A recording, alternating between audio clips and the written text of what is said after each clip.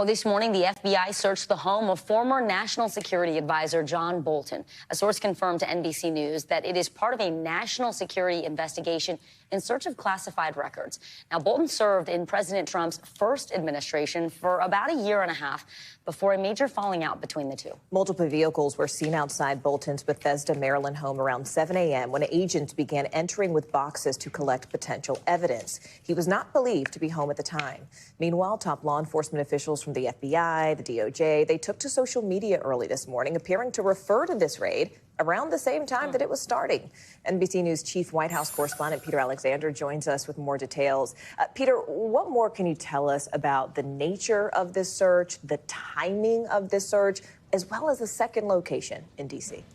Yeah, first, let's start with that second location. We have now heard with a source familiar with this investigation that the FBI has now gone to a separate location as well, not far from where we are at the White House here in downtown Washington, D.C., an address that also happens to be where John Bolton has an office. So this individual wouldn't detail exactly what the target was there, but that is significant. And it comes, as you note, as part of a pair of searches now focused, as a source told me earlier today, on that national security investigation, specifically focusing on an effort to find out whether there are classified records that may have been retained in either of these locations.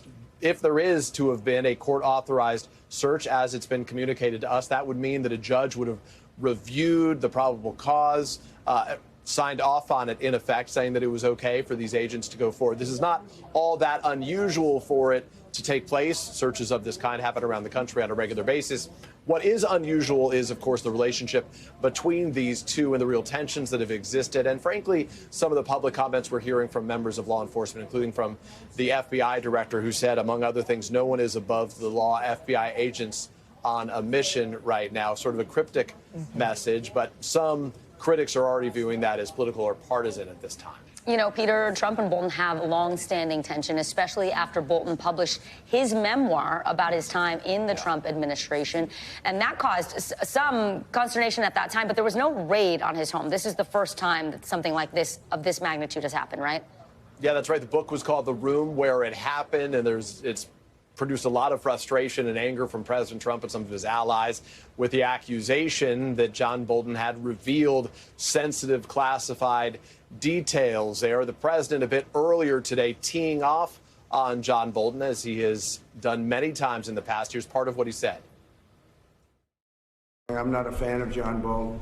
He's a real sort of a lowlife. He's not a smart guy, but he could be a very unpatriotic guy. I mean, we're going to find out. I know nothing about it. I just saw it this morning. They did a raid.